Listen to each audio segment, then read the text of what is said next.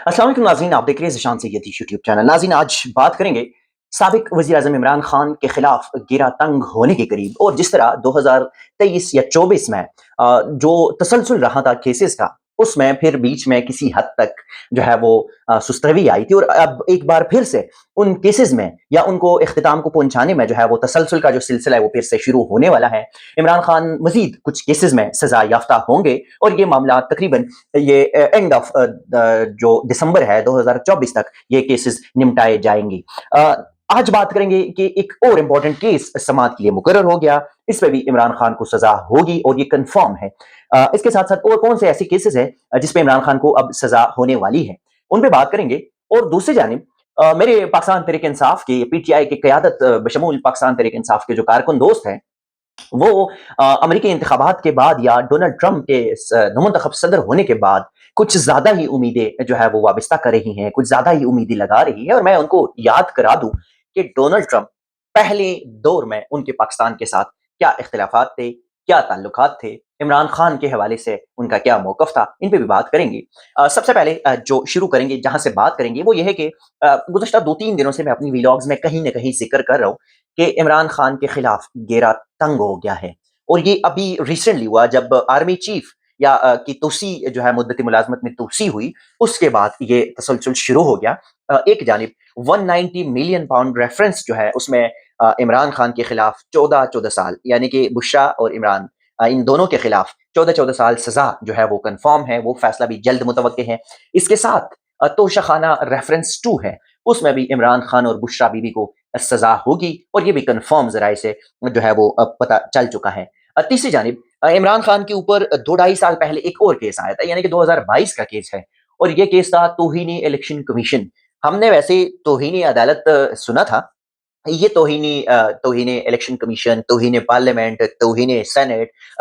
तौहीन establishment, ये चीज़ें हमने कभी नहीं सुनी। या तौहीन मरियम नवाज़ या तौहीन बिलावल ज़रदारी साहब या तौहीन शहबाज शरीफ साहब, ये चीज़ें हमने कभी नहीं सुनी थी। लेकिन ये जब से ये जो 2 ढाई साल का टेन्योर रहा है, उसमें जब इमरान खान की हुकूमत गई और पीडीएम की हुकूमत आई, फिर उसके बाद एस्टैब्लिशमेंट का निगरान सेटअप आया, फिर उसके बाद दोबारा वही फॉर्म 47 की हुकूमत आई। तो इन तमाम चीज़ों में जो कि ऑल्दो हर सियासी जमात के तहफ़्फ़ुज़ात हैं, दावे हैं, मैं जीत चुका हूँ, मैं हार चुका हूँ, वो हार चुका है, वो जीत चुका है, इस तरह के नारे। तो अब इस ये हुकूमत में और ये जो तसलसल रहा, शहबाज हुकूमत, फिर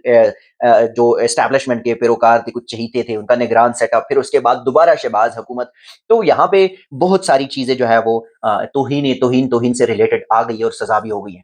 अब ये था कि जब इमरान खान की कुर्सी चली गई, फिर उसको नाअहल किया गया, तोशाखाना फौजदारी मुकदमा आया या उससे भी तो इलेक्शन कमीशन जो सिकंदर सुल्तान राजा साहब है, जो एस्टैब्लिशमेंट की कठपुतली है, चहीता है, टाउट है, पालिशिया है, जो भी आप कह लें, क्योंकि आईनी शख्स तो ये है नहीं। ऑल्दो एक आईनी इदारे में बैठ के, आईनी कुर्सी पर बैठ के, सरकारी मराहत लेके, कौमी खजाने से मराहत और तनख्वाहें वसूल करके, लेकिन वो नौकरी किसी और की करते हैं। तो इस शख्स ने तौहीन इलेक्शन कमीशन का एक नोटिस जारी किया। किस-किस को? इसमें असद उमर भी थे, उसमें फवाद चौधरी साहब भी थे, इसमें इमरान खान भी थे और ये तमाम चीज़ें। फिर ऑल्दो कि फवाद चौधरी ने जो है वो इस मामले को चैलेंज किया इस्लामाबाद हाई कोर्ट में और फवाद चौधरी की दरख्वास्त पे इस्लामाबाद हाई कोर्ट ने वो इलेक्शन कमीशन की जो कार्रवाई थी या जो शोकाज नोटिस थे वो सस्पेंड कर दिए। ऑल्दो वो केस अभी भी पेंडिंग है। लेकिन चूंकि इमरान खान ने इस मामले को चैलेंज नहीं किया था और वो जो है ये अडियाला जेल में भी एक दफा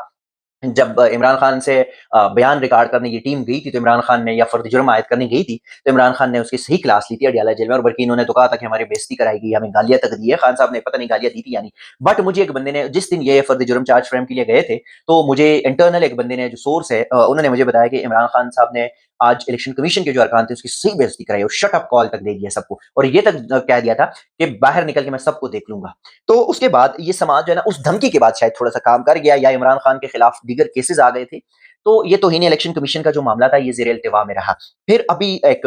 दोबारा ये केस जो है ये समाअत के लिए मुकर्रर हो गया है। 21 नवंबर को सुबह साढ़े 10 बजे इस केस की तौहीन इलेक्शन कमीशन जो है वो इस पे समाअत होगी और ये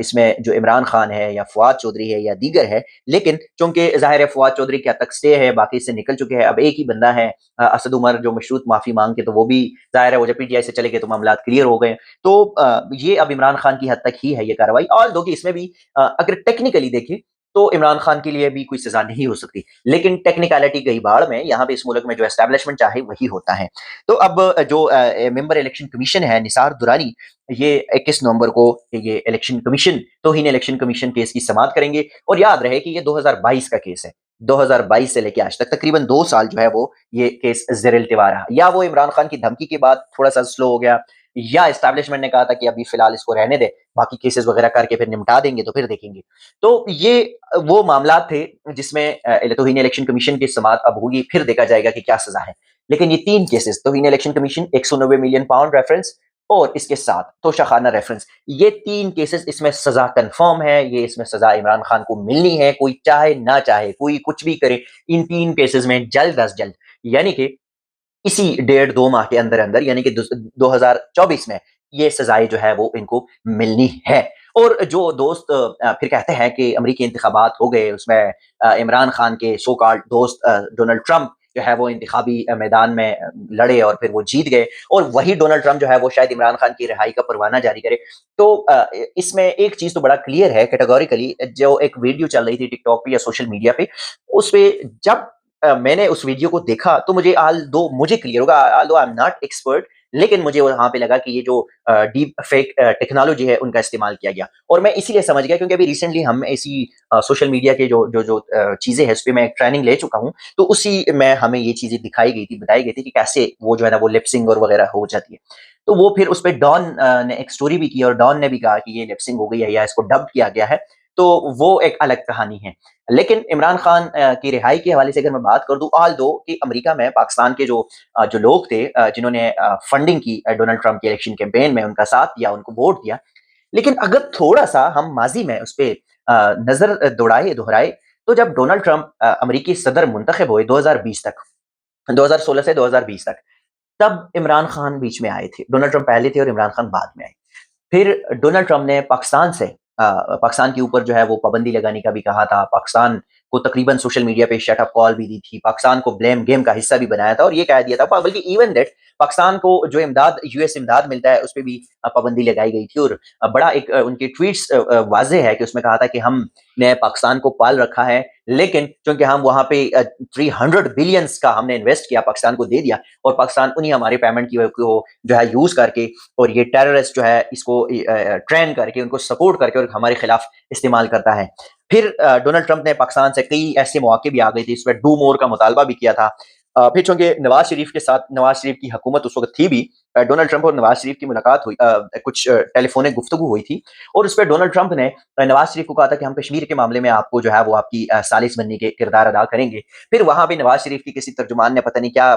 رائے دی تھی، وہ اس کا باقاعدہ ایک ٹرانسکرپٹ بنا کے اور اس کو جو ہے وہ پبلک کیا گیا، اور اس پہ پھر ڈونلڈ ٹرمپ کے ہمارے ساتھ تعلقات خراب ہو گئے۔ آل دو جب عمران خان وزیر اعظم بنے، تو عمران خان کے ساتھ ڈونلڈ ٹرمپ جس حساب سے ملے، ملاقات ہوئی، گپ شپ ہوئی، انہوں نے کہا یہ میری جو مسز ہے ان کا فین بھی ہے، آل دو یہ ساری چیزیں تھی۔ لیکن پھر بھی آپ دیکھیں تو ڈونلڈ ٹرمپ نے جب عمران خان کے ساتھ ان کی اچھی تعلقات تھی، تو ڈونلڈ ٹرمپ نے ہمارا جو امداد ہوتا ہے، یو ایس ایڈ ہوتا ہے، وہ بحال کیا تھا؟ نہیں۔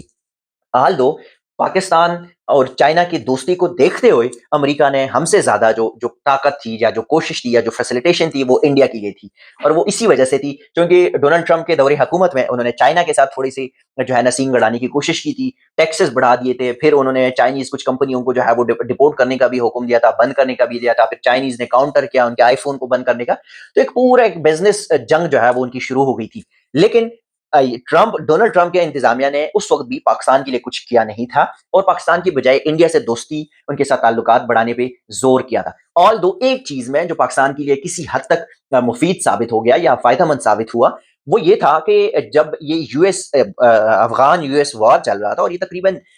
20 سال ہو گئے تھے اس کو، امریکہ جو ہے وہ بڑے خربوں تک، اربوں ڈالر جو ہے اس کا اپنا نقصان کر چکا تھا، اور ڈونلڈ ٹرمپ کا یہ تھا کہ ہم یہاں سے کسی طریقے سے نکل جائیں، تو اس پہ افغانستان کے اندر پاکستان نے فیسیلیٹیشن کرائی تھی، اور امریکہ کو جو ہے وہ یہاں سے وہ چلے گئے تھے۔ لیکن اس میں بھی وہ پاکستان نے جو امریکہ کی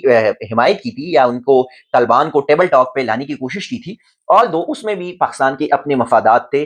چونکہ پاکستان کے افغانستان اور پاکستان کے تعلقات کچھ بہتر نہیں تھے، نہ حامد کرزئی دور میں، نہ اشرف غنی دور میں، تو پاکستان کو اپنا سیٹ اپ لانے کی کوشش تھی کہ طالبان کے ساتھ ہمارے تعلقات اچھے ہیں۔ اور دو کہ جب عمران خان کی حکومت چلی گئی، اور اس کے بعد پی ڈی ایم کی حکومت آئی تو افغانستان کے ساتھ ہمارے تعلقات پھر خراب ہو گئے، اور ابھی اتنا خراب ہو گئے کہ چائنا کی بہترین تعلقات ہے، وہاں پہ چائنا انویسٹ کر رہی ہے، اس کے ساتھ ساتھ بھارت کی بھی تعلقات اچھے تعلقات ہیں، اور بھارتی ایک وفد، بڑا امپورٹنٹ وفد جو ہے وہ بھی افغانستان طالبان انتظامیہ سے سربراہان سے ان کی ملاقات ہوئی ہے، اور وہاں پہ بھی بھارت جس طرح انہوں نے یہ اپنا اشرف غنی کے دور میں اپنے پنجے گاڑنے کی کوشش کی تھی، اپنے پنجے گاڑ رہے تھے یا تعلقات بہتر کرنے کی کوشش کر رہے تھے، اسی طرح اب یہ بھارت کا یہ بھی ایک کوشش ہے کہ افغانستان کے ساتھ تعلقات بنائیں۔ تو جو پاکستان تحریک انصاف کے لوگ ہیں یا جن کو بڑی خوش فہمی ہے کہ ڈونلڈ ٹرمپ آئیں گے تو عمران خان کو رہا کریں گے، تو یہ خام خیالی اور خیالی پلاؤ کھانے سے بہتر ہے کہ آپ حقائق کو دیکھیں۔ پہلی بات تو یہ ہے کہ میں نے 3 کیسز آپ کو 9 مئی کے مقدمات کو میں نہیں چھیڑ رہا، آل دو کہ وہ پینڈنگ ہے، لیکن یہ جو 3 مین کیسز جو میں نے آپ کو گن لیے، 190 ملین، توشخانہ 2 اور توہین الیکشن کمیشن، اسی میں ان تینوں میں عمران خان کو کم سے کم اراؤنڈ 20 سال تک مزید سزا ہونی ہے، اور یہ اسی 2024 میں ہونی ہے۔ ڈونلڈ ٹرمپ کا جو صدارتی حلف ہے یا تقریب ہوگی یا وائٹ ہاؤس آ کے اور جو ہے نا انہوں نے سنبھالنا ہے اپنا عہدہ، وہ جنوری، وہ بھی 21 سے پہلے کچھ بھی نہیں ہے، اس کے بعد ہے۔ تو پھر اس کے بعد ان کی خارجہ پالیسی آ جاتی ہے، اس کی پھر اکانومی آ جاتی ہے، اس کی پھر انٹرنل پالیسی آ جاتی ہے، ان کا ظاہر ہے جو پریزیڈنٹ آتے ہیں ان کی ٹوٹل پالیسی چینج ہوگی، اور پاکستان کہیں پر بھی نہیں ہوگا، ایک چھوٹا سا حصہ ہوگا، آل دو وہ بھی سب سے فری ہو گے۔ تو اگر یہ آپ سمجھتے ہیں کہ ڈونلڈ ٹرمپ کل کسی کو کال کر کے نکال لیں گے تو یہ آپ کی خام خیالی ہے۔ عمران خان کے لیے پہلی، میں تو نہیں سمجھتا کہ ڈونلڈ ٹرمپ کچھ کریں گے، لیکن اگر انہوں نے کرنا بھی ہوا تو یہ آپ مڈ آف جو 2025 ہے اس تک آپ کو انتظار کرنا پڑے گا، اور تب تک عمران خان کو مزید کیسز میں سزا ہوئی ہوگی۔ پھر آپ دیکھیں گے، پھر آپ کو شاید ہماری کسی ناقص تجزیے پر کچھ نہ کچھ جو ہے وہ یقین آئے کہ یہ جو امریکی ہے، یہ جو سرخ رنگ کے گورے ہے، یہ اپنی مفادات سے آگے کسی کا کچھ بھلا نہیں چاہتے، نہ انہوں نے ماضی میں ایسا کیا، نہ یہ مستقبل میں بھی ایسا کریں گے۔ ناظرین، یہ تھی آج کی اپڈیٹس، اپنا فیڈ بیک ضرور دیجیے گا، دعا میں یاد رکھیے گا، اپنا ڈھیر سارا خیال رکھیے گا، دیجیے گا اجازت، اللہ حافظ۔